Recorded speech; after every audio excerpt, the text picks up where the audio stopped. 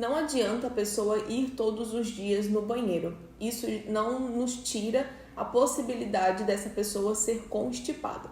Eu vou trazer aqui algumas características e dentro dessa listagem, se você tiver 2 ou mais características, muito provavelmente você é uma pessoa constipada ou está aí com algum alerta na sua saúde gastrointestinal. Se ao evacuar você sente muita dificuldade, precisa fazer muito esforço, sente muita dor e demora mesmo para conseguir evacuar, essa é uma das características que entra dentro aí das possibilidades de constipação, porque isso já se enquadra no perfil constipado. Outra característica é dentro daquela escala de Bristol que eu apresentei para vocês outro dia, você está classificado na opção de tipo 1 ou tipo 2. A tipo 1 é aquela característica por uma fezes de cabrito, que são fezes em bolinhas, geralmente a pessoa tem muita dificuldade de evacuar e quando consegue, evacua em frações bem pequenininhas. Geralmente são fezes endurecidas. O tipo 2 é como se fosse uma junção dessas bolinhas, então é um cocô todo choquito, todo cheio de bolinhas juntas, segmentadas e também bastante endurecido. Consegue evacuar, porém você sente que está faltando evacuar ainda alguma parte das fezes, você sente aquela sensação que não conseguiu eliminar todas as fezes. Então, isso é uma característica de constipação. Algumas pessoas, inclusive, têm que fazer manobras digitais, que é literalmente enfiar o dedo no reto e tentar puxar, desobstruir essa passagem. Então, isso também classifica como constipação, tá? E outra característica também é quando você não consegue ir durante a semana pelo menos 3 vezes ao banheiro de forma espontânea, sem a ajuda de algum medicamento ou de algum suco, alguma coisa assim, para poder estimular essa evacuação.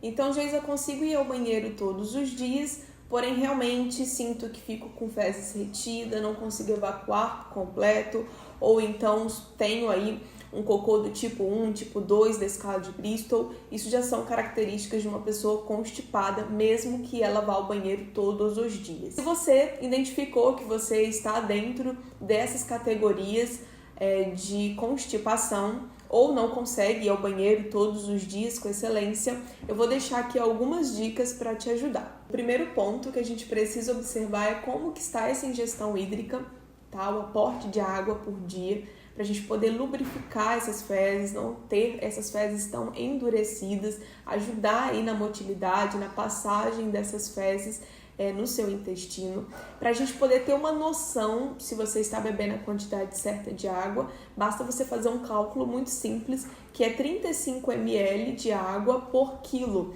Então, multiplica pelo seu peso, você já vai ter ali uma noção para você ajustar essa quantidade de água. O resultado vai estar em litros. Uma dica que eu dou, caso você já esteja constipado ou constipada, é você começar o dia com um copo de água em jejum. De preferência que essa água não esteja gelada, e sim amornada. Se você puder, dar uma esquentadinha nessa água, ela não chega a ferver, ela só vai ficar amornada. Dessa forma você não vai assustar o seu trato gastrointestinal. É impossível a gente falar de constipação e não falar das fibras. E quando a gente fala em fibras, a gente não está falando daquelas fibras do frango, por exemplo, ou da carne. A gente está falando de fibra alimentar. Fibras essas que a gente encontra em sementes, então chia, semente de girassol, semente de abóbora, são sementes interessantes para você estar incluindo. A aveia é muito rica em fibra também.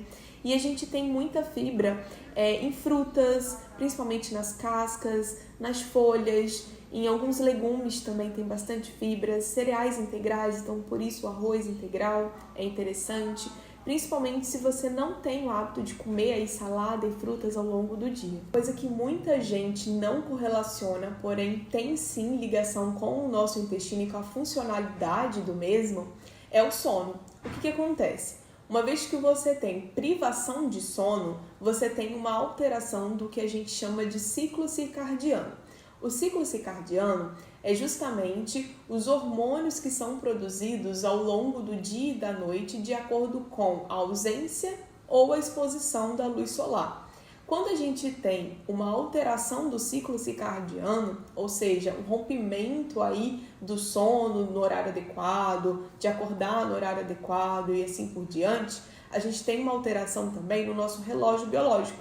Logo, uma pessoa que tem privação de sono e altera todos esses horários, acaba por consequência gerando aí uma possível constipação e alteração desse relógio biológico. Hoje em dia já temos diversos estudos apontando os benefícios de atividade física regular para com os nossos movimentos peristálticos. O que é isso?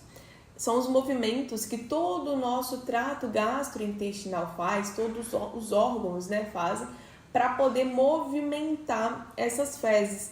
Então, desde a nossa passagem, do bolo alimentar aqui pelo esôfago até chegar lá no estômago, passando do estômago para o intestino, a gente precisa de um bom movimento peristáltico para que aconteça a motilidade, para que essas fezes elas passem e cheguem até o reto.